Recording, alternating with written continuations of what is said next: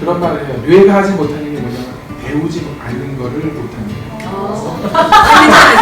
괜찮아요. 좀 밖에 가서 질문이 떠올라서 깨닫고 난 뒤에 장난감 사준 돈이 너무 아까워졌어요. 맞아요. 그래서 내가 아이를 키우면서도 이 마치 중간고사, 기말고사 치르듯이 계획표를 짜놓고 시험을 준비하는 마음으로 아이를 키웠던 건 아니에요. 제 삶의 방향을 잘 모르겠더라고요.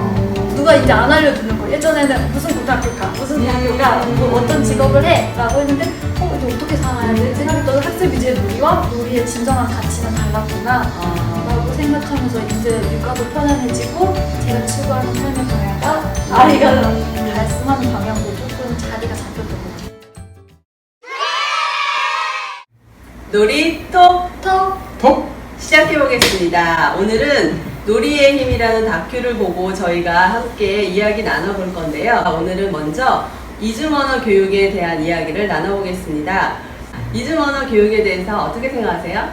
네, 저는 놀이의 힘이라는 그 EBS 다큐를 보고 나서 제가 첫째 아이 키울 때 했던 고민에 대해 다시 생각해 볼 수 있었는데요. 네. 첫째 아이 키울 때 저도 영어에 대한 욕심이 있어가지고 이렇게 어렸을 때부터 일찍 노출시켜줘야 될 것 같은 부담감에 맞아요. 막 2년 약정 해가지고 하는 영어 영상이랑 그다음에 원격 수업하는 프로그램을 시작했었어요. 근데 네. 아이가 너무 싫어하는 거예요. 저는 재미있게 받아들였으면 했는데 약간 정말 공부처럼 생각해가지고 너무 싫어하고 지금도 사실 돈만 내고 있거든요. 근데도 좀 불안했어요. 어떻게 좀 일찍 해야 되는 건 아닌가? 그런데 여기 영상 보면서 그 영어 영재 아이가 나오는데 그 아이가 영어는 굉장히 잘하지만 좀 사회적으로도 좀 힘들어하고 아이들이랑 친구들이랑 관계 맺을 때 그리고 또 실제적으로 모국어 한국어를 할 때는 더 잘 못하는 걸 보고 조기 사교육에 대한 생각과 그다음에 놀이가 더 필요하다는 그런 방향성을 제가 가질 수 있게 됐어요. 그 영상에서 영어를 더 잘하는가요? 영어도 잘 못했던 것 같은데. 맞아요. 중간에는 잘 처음엔 영어를 잘해요. 그러다가 이제 저도 첫째 아이 키울 때 그런 경험을 했었는데요. 첫째 아이를 키울 때 대부분의 엄마들이 하는 그런 고민과 또 그런 시행착오가 아닐까 저는 그렇게 생각해요. 네, 어떻게 생각하세요? 사실 제가 고등학교 때까지 영어를 그렇게 못했거든요. 근데 대학 졸업하면서 그때 제가 해야 되겠다는 명확한 목표가 생기고 그리고 1년 정도 열심히 공부를 해서 미국에 있는 대학원에 입학을 해서 공부를 재밌게 잘했어요. 그러니까 어쩌면은 전 아이가 태어나기 전에 언어를 어떻게 습득하는지를 제 스스로 경험을 해봤던 것 같아요. 그때 기억 남는 게 학교에서 가르쳐줬던 그 문법 위주의 공부를 이렇게 버리는 게 너무 어려웠어요. 맞아요. 그걸 버리고 그걸 말로서 익히는 과정을 혼자 터득해 나갔는데 그러니까 한 1년 정도 만에 어쨌든 간에 수업에 들어갔고 그래도 한 학기 정도는 고생했지만 졸업을 할 수 있을 만큼 영어 실력에 대해서 학교를 나왔거든요. 어쩌면 저는 이제 그 경험이 영어를 그렇게 어릴 때부터 하는 것으로 영어를 잘하는 건 아니구나. 그걸 말로서 배워야 되는구나 라고 하는 것들을 애는 다행히 애를 키우기 전에 내 자신을 이제 실험 삼아 체험을 하셨군요. 체험을 했기 때문에 저희 딸에게는 조금 더 다른 방식의 접근을 하지 않았을까. 다행스럽게 그랬던 것 같아요. 네, 그리고 이번 다큐에 보면 뇌구조, 뇌에 대한 이야기들이 나오는데요. 그 부분 조금 처음에 접할 때 저는 어렵게 느껴졌어요. 사실 뇌에 대한 이야기는 왠지 이렇게 낯설게 느껴지고 했는데 막상 영상을 보고 책을 보면서 이걸 꼭 알면 좋겠다라는 생각을 많이 하게 됐어요. 뇌에 대한 이야기 잠깐 해주시겠어요? 제가 하기보다 한번 그래도 나름대로 보고 느끼시거나 이런 걸 좀 새롭게 배웠다라고 하는 것들을 먼저 좀 얘기해 주시면 안 그러면 또 이게 또 강의가 되거나 네네, 그럴 수 있겠네요. 정보를 전달하는 그런 모습도 될 수 있으니까 본인들 경험들, 느낌들 뭘 새롭게 배웠나 그걸 좀 얘기해 주시면 어떨까요? 저는 뇌가 1층, 2층, 3층이 있다는 걸 처음 알았어요. 그리고 1층은 그 다큐 영상에도 있지만 1층은 태어날 때 가지고 태어나는 부분이 있고 이제 2층이 가장 중요한 부분이다 라는 부분에서 제가 아 2층 구조가 있고 그게 가장 중요하구나. 그래서 그리고 이 부분이 놀이와 관련이 되어 있다라는 이야기가 저에게는 되게 크게 와닿았어요. 네, 저는 영상 중에 그 알파파하고 베타파에 대한 부분이 나왔는데요. 알파파는 내 발달을 이렇게 잘 해주고 창의성도 더 높여주는 그런 알파파고요. 베타파는 내 불균형을 초래하는 거래요. 근데 이제 영상에서 보면 실험할 때 자발적인 놀이를 한 뒤에는 알파파가 많이 증가하고요. 그 다음에 비자발적인 공부를 한 다음에 측정했더니 베타파가 막 증가한 거예요. 그래서 거기서 나오는 얘기가 뇌의 발달이 잘 이루어진 다음에 학습이 이루어져야지 탄탄한 뇌 속에 그런 배움의 내용이 잘 들어가지만 이렇게 막 내 불균형을 초래했는데 그 다음에 그런 상태에서 학습을 하면 모래성을 지은 다음에 금방 무너지는 것처럼 무너진다는 얘기가 나오더라고요. 아, 네. 그러면서 예전에 봤던 방송에서 신혜진 선생님이 하신 얘기인데 아이들 어렸을 때 사교육시키고 조기교육시키면 너무너무 잘한대요. 그런데 그게 나중에 쓸 힘을 끌어당겨 와서 쓴다고. 그래서 그런 모래성 얘기 나오면서 그 부분이 되게 생각났어요. 아, 네. 아까 그 말씀하실 때 네. 2층 얘기 하셨잖아요. 네. 이게 뭔지 조금 더 궁금한데. 선생님 좀 더 자세하게. 그러니까 1층의 뇌는 태어날 때 본능적으로 만들어지는 그런 부분이고 2층은 감정과 본능을 같이 조절할 수 있는 그런 능력을 갖추는 구조의 2층이 있다고 하더라고요. 그래서 이 부분이 잘 탄탄하게 이루어지면 그 다음 3층이 자연스럽게 잘 이렇게 연결이 돼서 이루어지는데 그 2층이 되어지지 않는 상태에서 엄마의 의도에 또는 엄마의 강압적인 계획하에 조기에 아이들을 어렸을 때 영어라든지 뭐 영어뿐만 아니라 다른 것들도 같이 이렇게 집어넣듯이 하게 되면 2층의 뇌가 무너지는 거죠. 그러면 이것들이 그 다음에는 더 잘 되어지지 않는 부분이 있다고 다큐에서 설명을 하더라고요. 그래서 저는 이 부분을 보면서 아이가 원할 때까지 조금 기다려야 되겠다. 엄마로서. 그런 마음이 들었고 또 아이들이 놀 수 있는 시간들을 좀 더 많이 허락해야겠다라는 생각을 했습니다. 그래서 저는 여기서 조금 이해를 하셨으면 하는 부분이 네. 뭐냐면 그 뇌의 어떤 뭐 1단계, 2단계, 3단계가 있다. 그럼 마치 우리가 1단계는 우리가 통제할 수 없는 거니까 놔두고 그러면 2단계를 잘 만들어서 3단계로 가야지라고 하는 뭔가 우리가 의도하고 계획해서 만들어야 될 것 같은 그런 약간 부담도 있고 뭔가 그쵸. 우리가 더 잘할 수 있는 길이 있다고 생각을 하는데 저는 그런 마음을 좀 내려놔야 될 것 같은 생각이 들어요. 맞아요. 왜냐하면 이런 걸 이해하는 이유는 최적의 방법을 알아서 우리 아이를 더 똑똑하게 만든다는 게 그게 목적이 아니라 사람이란 저런 존재구나 라고 하는 그러니까 거기에 우리를 맞춰야지 맞아요. 그걸 이해해서 우리가 그 단계를 또 우리가 또 계획을 짜서 아이를 그 틀로 더 똑똑하게 만든다고 하는 이런 용도로 우리가 많이 사용을 하잖아요. 그러면 안 될 것 같아요. 인간이 도대체 뭔가 그래서 거기에 우리들이 이렇게 물을 흘러가듯이 같이 가기 위한 방식의 공부여야지 나도 아이와 좋은 관계를 맺을 수 있고 그래서 그 과정 중에 나도 성장을 하고 아이도 자기 내면의 힘으로 성장하는 그런 좀 그렇게 됐으면 좋겠어요. 그걸 또 갖고 아이도 어떻게 잘 주물러보려고 했는데 그게 아니군요. 네. 그렇지 않을까 저는 그렇게 생각이 들어요. 네네. 어떻게 생각하세요? 이 말에 대해서? 제가 지금 하신 말씀을 들으면서 어렸을 때 늘 우리는 중간고사, 기말고사, 중간고사, 기말고사 반복된 생활을 오래 했잖아요. 학창시절에. 그래서 내가 아이를 키우면서도 이 마치 중간고사, 기말고사 치르듯이 계획표를 짜놓고 시험을 준비하는 마음으로 아이를 키웠던 건 아닌가. 늘 긴장하고 첫째 아이를 키울 때 늘 긴장하고 그거에 대한 결과가 좋지 않게 나왔을 때 내가 겪을 마음의 상처 또는 실망감 이런 것들을 제가 최소화하기 위해서 조밀조밀 계획을 세우면서 아이를 키웠던 거 아닌가라는 시험 평가 받듯이 네네네 감시다라는 네네네 그렇게 육아를 한 게 아닌가 그런 생각이 들었어요. 선생님 어떠세요? 저도 비슷해요. 그리고 저도 제가 그렇게 성장해왔고 현재도 그런 해야 될 사회에서 요구하는 그런 목표에 맞춰서 살다 보니까 스스로 나는 뭘 좋아하지? 뭘 해야 되지? 뭘 잘하지? 그렇게 자라서 제 아이한테도 똑같이 2단계에서 이걸 해야 되고 이걸 해야 되고 그래서 더 아이가 할 수 있는 자율적인 놀이 시간이 더 허용적이지 못했던 것 같아요. 맞아요. 우리 프레이스타트에서 강조하는 게 아이들의 놀이를 하는 모습을 잘 보고 그 안에서 발견하고 뭐 그런 걸 하라고 했잖아요. 그 경험 좀 잠깐 얘기해 주시겠어요? 아, 네.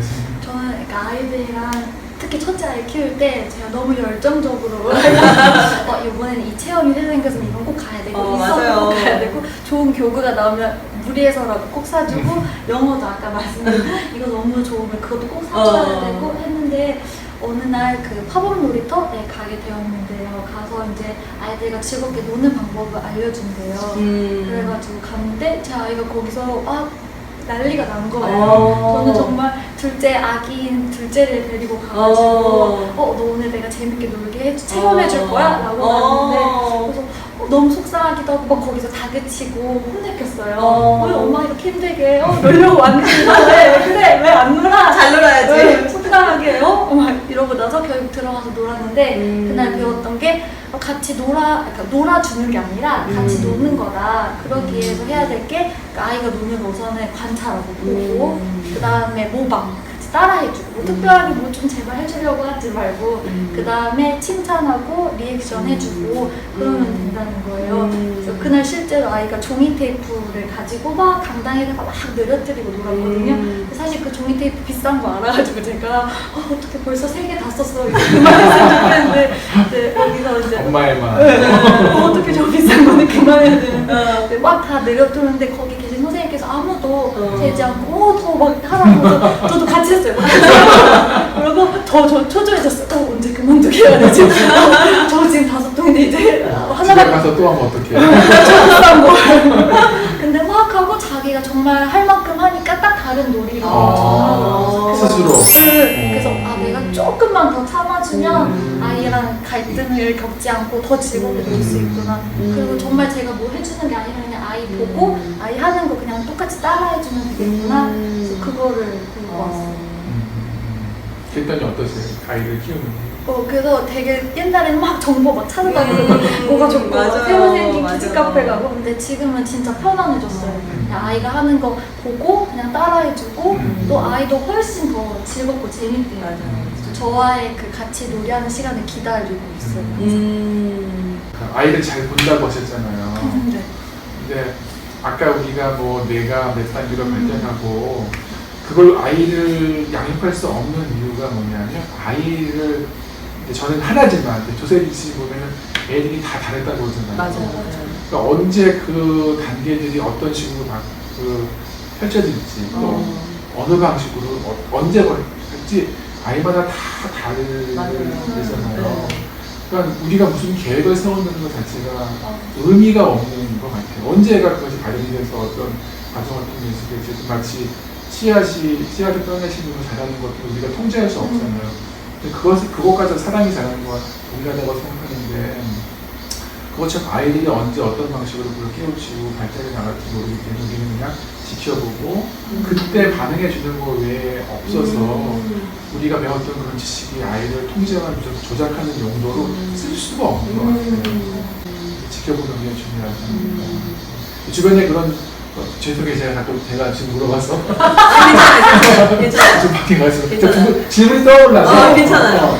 그러니까 주변에 보고 뭐라고 그러죠 사람들이 선생님이 그런 모습을 보고 우선은 제 주변 사람들은 저한테 너가 집에서 어떻게 노는지 너무 궁금해 이러는 거예요. 근데 정말 특별한 거 안 하거든요. 그냥 아이 계속 보고 있다가 제 도움이 필요하거나 제가 딱 개입해야 될 시기에 같이 막 뭐 해주고 아니면 이제 그런 게 익숙해져서 아이가 요구할 때도 있어요. 엄마 나 이번에 어린이집 우리 하는데 엄마가 이번에 원장 선생님 역할 해줬으면 좋겠어. 알겠어.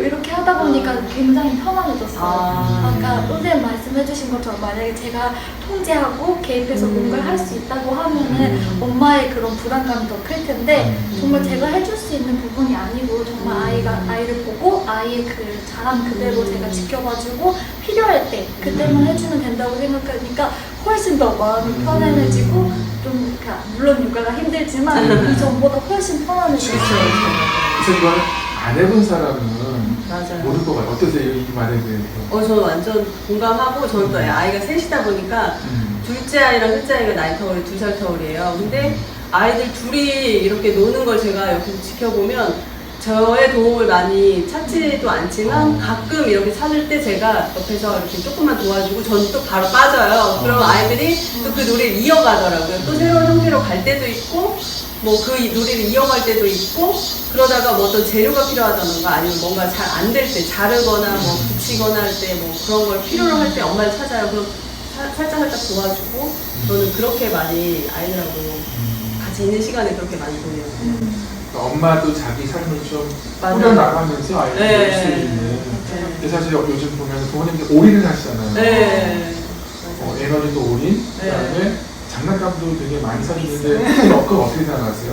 지금 그렇게 과거에 비교해서 지금 노실 때 그런 다양한 장난감 놀이기구들이 너무나 많은데 네, 맞아요. 어떠세요? 그 차이가 변화가 있는지. 제가 또 예전에 열정 엄마요. 좀 핫하다는 장난감도 다 사고 또 약간 좀 경제적으로 아끼기 위해서 장난감 대여하는데도 2주마다 가가지고 맞아요. 새로 이렇게 해줬었거든요. 근데 그때까지는 제가 새로운 장난감을 이렇게 주면서 아이가 즐거워한다고 생각했어요. 근데 아이 관찰하면서 보니까 장난감 갖고 노는 시간이 10분이라면 그냥 집에 있는 뭐 계란판이라든지 도마라든지 뭐 그 빨래 넣는 바구니 그거 가지고 잘 놀거든요. 다이소 기상도 일상에 있는 모든 도구들을 그거 가지고 훨씬 더 많이 놀더라고요. 네. 그러니까 그걸 제가 딱 깨닫고 난 뒤에 장난감 사준 돈이 너무 아까워졌어요. 맞아요. 그래서 이제 그 뒤로는 거의 안 사주고 그냥 일상에 있는 걸 제가 더 허용하게 됐어요. 냄비도 원래 옛날에는 안 꺼내줬는데 좀 안 쓰는 냄비 있으면 이거 가져도 놀아도 돼 이렇게. 구입 대신 허용이 그렇죠. 들어가네요. 네네네. 그러니까 허용이 들어가니까 구입이 줄어들면서 경제적으로도 도움이 됐나요? 네. 훨씬 비싸거든요. 네, 그거를 거기 사 먹으셨죠.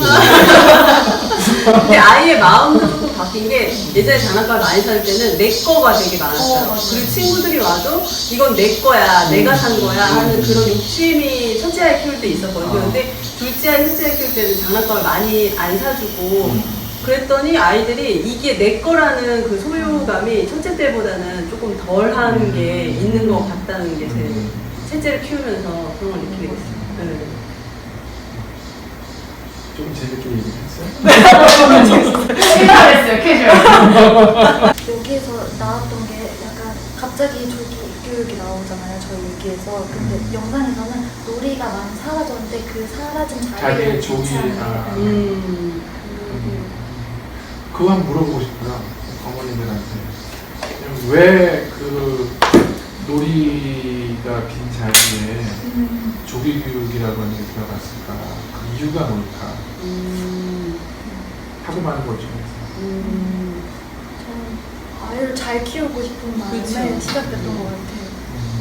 뭔가 제가 지금 해줄 수 있는 교육이나 그런 뭐 장난감이나 교구 같은 걸 했을 때 아이가 더 잘 자랄 수 있다는 그런 허용된 믿음이었던 것 같아요. 그러니까 불안함의 근거였어요. 그러니까 잘해주고 싶은 것에 그 밑바탕에는 불안이라고 하는 게 그쵸. 있나요? 네. 뭐가 불안한 거예요? 그거 도대체? 다른 아이들만큼 잘 자랐으면 좋겠고 성공했으면 좋겠고 좋은 대학 갔으면 좋겠고 좋은 일자리에 취업했으면 좋겠는데 그걸 하기 위해서 교육을 많이 받아야 되고 조기 교육을 해서 일찍 시작하면 더 잘 배우고 더 똑똑해질 거라고 생각했는데 아닌 것 같아요. 궁금한 게 어디서 그런 발단. 그런 정보를 확신을 하셨을 거 아니에요. 그러니까 과거에 그런 거는 뭐 어떤 근거로 그렇게 하셨고, 그다음에 지금은 아니라고 하셨는데 그것도 그 근거는 뭔지. 저는 우선 제가 가고 싶었던 특목고를 가고 가고 싶었던 4년제 대학을 가고 인서울이라고 하는 그러니까 사회에서 요구했던 그런 거 있잖아요. 거기에 그냥 부합하기 위해 왜냐면 거기에 들어가면 제가 잘 산다고 잘했다고 생각했어요. 그래서 열심히 노력해서 또 원하는 직업을 또 하고 또 아이를 낳고 키워보니까 이 단계대로 해주면은 내 아이도 나처럼 성장할 수 있겠구나 라고 하는 마음에서 제가 잘할 때 부족했던 부분 있잖아요. 음. 무슨 교구를 쓰면 더 똑똑해질 거다. 그래서 막 아이한테 그런 걸 했었는데 제가 성장하면서 보니까 제가 부모가 되고 이제 내가 다 이뤘는데 난 이제 뭘 하지? 라고 생각했을 때 저는 잘 컸다고 생각했지만 알고 보니까 정말 근원적인 부분. 난 어떤 사람이지? 나는 뭘 좋아하지? 이제 나는 뭘 해야 되지? 라고 하는데 정말 뭘 해야 될지 모르겠는 거예요. 그래서 이렇게 내가 키워오고 배워온 거는 좀 의미가 없다. 내 아이는 내가 자기가 우선 좋아하는 것부터 좀 발견하고 그걸 실천하고 만약에 거기에서 실패하더라도 다시 다른 거를 또 찾을 수 있는 힘을 길렀으면 좋겠다 라고 했더니 그런 사교육이나 이런 게 아니라 자기 주도적으로 할 수 있는 놀이를 내가 할 수 있는 시간을 허용해 주는 게 제일 좋다는 게 지금 제 생각이에요. 그러니까 본인이 대학하고 직장 잡기까지의 삶을 하나의 목표로 삼고 우리 자녀도 똑같이 더 잘 가기 위한 걸로 명확한 목표를 있으셨네요. 근데 어느 순간 무슨 계기로 이제 자기 정체성에 대한 질문을 하면서 이게 뭐지? 뭐 이런 질문을 그런 계기는 뭐세요? 그런 질문을 하시게 된? 저는 우선은 좀 얘기가 깊어지죠?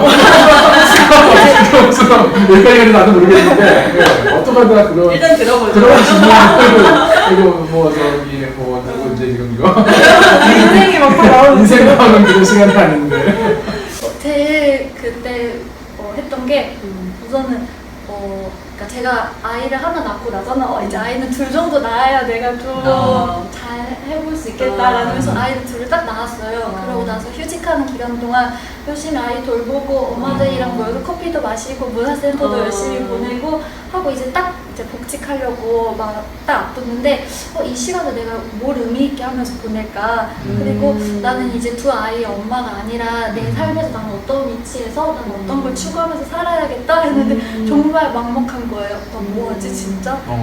그렇다고 또 아이를 낳을까? 그건 아닌데 제 삶의 방향을 잘 모르겠더라고요. 누가 이제 안 알려주는 거예요. 예전에는 무슨 고등학교 가, 무슨 대학교 가, 뭐 어떤 직업을 해 라고 했는데 이제 어떻게 살아야 되지?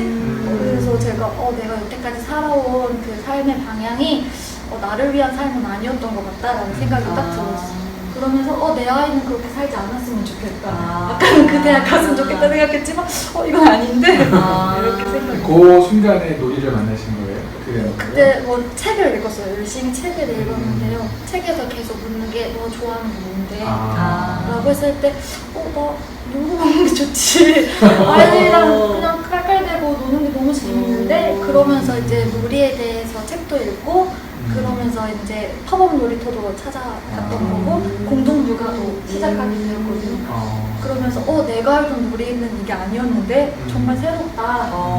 놀이 내가 알던 그 학습 위주의 놀이는 그 내가 생각했던 거랑 내가 생각했던 학습 위주의 놀이와 놀이의 진정한 가치는 달랐구나 라고 생각하면서 이제 육아도 편안해지고 제가 추구하는 삶의 방향과 아이가 말씀하는 방향도 조금 자리가 잡혔던 것 같아요. 아니요. 마음에 좀 이렇게 와닿는 직접이 들으시잖아요. 그런 계기가 있으셨네요. 지금은 어떠세요? 그래서 지금은 사실 주변에 보면 특히 저 SNS 열심히 하는데요. 사교육 열심히 하시는 분도 많고 제 주변에 열정적으로 아이를 키우시는 분들이 많아요. 그런 거 보면서 가끔 흔들릴 때도 있어요. 그치, 내가 또 가는 방향이 잘못된 건 아닌가라고 생각하는데 아이를 관찰하고 또 아이랑 같이 그 시간을 보내고 그다음에 일상생활을 아이와 함께 공유하면서 우선 제 아이와 관계가 진짜 좋아졌어요. 그리고 제가 되게 성과지향적인 사람이라서 저를 위한 시간을 막 열심히 보내고 아이는 약간 뒷전일 때도 많고 특히 교구 같은 거 꺼내주고 사진 찍고 저는 막 딴일 할 때도 많았거든요. 근데 이제는 같이 시간 보내면서 제가 아이와 함께하는 시간이 제가 먼저 좋아지고 엄마가 돼서 내 인생을 희생한다고 생각했거든요. 근데 그게 아니라 부모가 된 내 자신이 너무 좋더라고요 이제는. 그래서 그런 부분에서 제일 크게 기쁜 것 같아요. 아까 말씀하신 것도 많이 공감을 하는데 저는 이제 원래 심리학을 전공하고 상담을 오래 했었어요. 근데 학교에서 공부한 것보다 저는 아이가 태어나고 육아휴직을 자발적으로 그때는 육아휴직 제도가 없어서 그냥 사표를 쓰고 애를 키웠어요. 그랬는데 그 기간 동안에 정말 사람에 대한 이해를 진짜 심리학 원래 인문학이라고 하는데 인간이 걸어간 발자취를 공부하는 게 인문학이잖아요. 그 중에 하나가 이제 심리학이잖아요. 근데 그 학교에서 배운 것보다 아이를 키우면서 아 인간이란 이런 존재구나, 또 나는 이런 사람이구나 라고 하는 것들을 배워나가서 사실 그때 아이를 키우는 그 과정에 얻었던 많은 경험과 그다음에 지혜와 그런 정보들, 그때 애를 저도 잘 키우고 싶어서 책을 많이 읽었어요. 네. 그때 뇌과학 관련된 공부도 제가 대학원 다닐 때는 뇌과학 96년도에 졸업을 했기 때문에 그때 뇌과학 얘기가 없었거든요. 나중에 이제 그것도 찾아서 공부하면서 아, 사람이 이랬구나. 그 사람이 이렇게 성장하기 때문에 초등학교 시절에는 사교육이라든지 학습 위주의 과정이 의미가 없구나. 그거는 나중에 이제 중학교 이상이 되어서 본인이 길을 발견해서 인간을 발견할 수밖에 없는, 그러니까 그런 말을 해요. 뇌가 하지 못하는 게 뭐냐면 배우지 않는 거를 못한대요. 네. 그러니까 사람은 배우지 않는 걸 못하는 존재예요. 다만 우리가 다 불 살라서 어릴 때 다 활발 태워서 동기와 욕구가 사라졌을 뿐이지 그걸 잘 할 수 있도록 아이들이 자기 속도와 자기 색깔대로 크면 때가 되면 아이들은 그게 이제 뇌과학이라고 하는 과학적으로 연구된 게 비주류 어떤 그 낭설이 아니라 주류 학설이거든요. 때가 되면 아이들이 그렇게 자기가 관심 있는 것을 찾아서 이걸 궁금해서 배울 수밖에 없는 존재가 뇌예요. 그리고 그게 사람이에요. 그러니까 조작해서 관심을 갖게 막 그냥 체험 막 시켜가지고 이게 뭐가 있나 그것도 하나 좀 걸려라 이게 될 때가 아니라 그러니까 어쨌든 아이를 키우는 과정 중에 그걸 제 내면의 확신으로 단단히 갖게 됐기 때문에 그러면서 제가 읽는 책으로 그런 것들을 보완해 나가면서 아, 이게 맞는 길이구나 하면서 그러니까 지금 제가 되게 단단해졌어요. 이 아이를 키우는 과정 중에. 그래서 그때 그 경험이 사실 지금 하고 있는 일들의 너무나 중요한 밑받침이에요. 그래서 거기서 공부하고 경험했던 것들을 지금 이렇게 조금씩 풀어나가는 이런 과정인 것 같아요. 왜냐하면 사실은 사람 사는 거 비슷하잖아요. 다 비슷한 경험들을 하기 때문에. 그래서 저는 결코 아이를 키우는 게 나를 희생하거나 혹은 뭐랄까요? 요즘 독방 육아라고 하는 그거는 남편과의 관계에서 여자가 혹은 남자가 육아를 전담하는 그 잘못된 우리나라의 좀 일종의 유교 문화가 유교 문화도 원래 그건 아니라고 하는 것 같아요. 이 잘못되어 있는 하나의 문화의 어떤 흐름에 대한 그 피해 의식이고 어쨌든 간에 사람을 양육하는 것만큼 가장 그 고차원적인 직업은 없다고 생각해요. 그래서 아이를 키우는 거를 그냥 시간을 낭비한다, 경력 단절이라고 생각하지 마시고, 그렇게 보는 사회가 저는 병들었다고 생각이 들어요. 한 사람을 잘 양육하고 이해하는 그 노하우가 쌓인 사람을 사회에서 같이 있게 해서 이탈리아에서는요, 아슈카 재단이라고 하는 데서 하는 어떤 펠로우는 육아를 잘 한 사람은 석사기 정도의 학위를 갖고 있는 그 역량을 갖고 있다고 그렇게 이야기를 하는 사람도 있어요. 정말 그렇거든요. 아이를 정말 잘 키우면서 공부하고 이런 사람들은 그 정도의 역량이 길러질 수밖에 없어요. 막 밥하면서 뭐하고 멀티태스킹이라든지 그다음에 그 아이들 말 언어 듣는 그런 것들 그 모든 역량들 누가 키우겠어요. 근데 애 키우면서 자동으로 길러지는 거란 말이에요. 그러니까 절대로 그거는 경력 단절이 아니라 다만 이제 그거를 억지로 하면은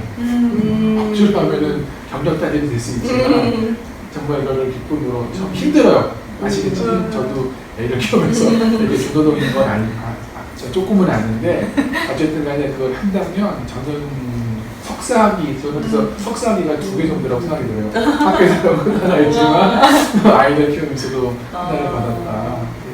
여러분들도 다 그러시고 그런 생각을 합니다. 어떠셨어요? 들으시고? 선생님 얘기 안 하셔가지고 세 개. 셋이니까 석사학위 3개시니까 전 아이가 셋이다 보니까 좀 정리를 해야 될 필요가 있는데 그게 첫째 아이 하나를 낳았을 때 제가 세상을 바라보는 시각이 조금 바뀌었었어요.